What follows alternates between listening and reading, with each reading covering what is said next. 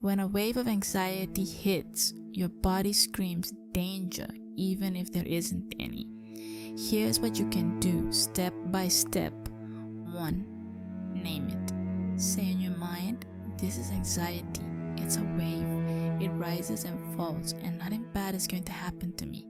Nothing ever happens. It's just fear. Fear that you learn to control. 2. Exhale long.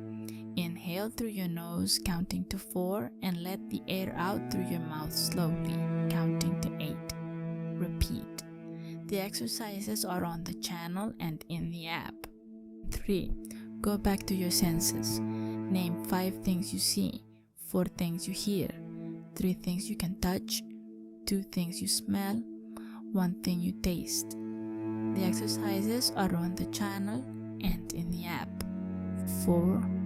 If it's still strong, splash cold water on your face or put ice on your wrists. And 5, the most important, don't run, stay. Let the wave come down on its own. This is what will regulate and balance over these 60 days. Every time you stay and nothing happens, your brain learns you're safe. The wave always goes down. Always.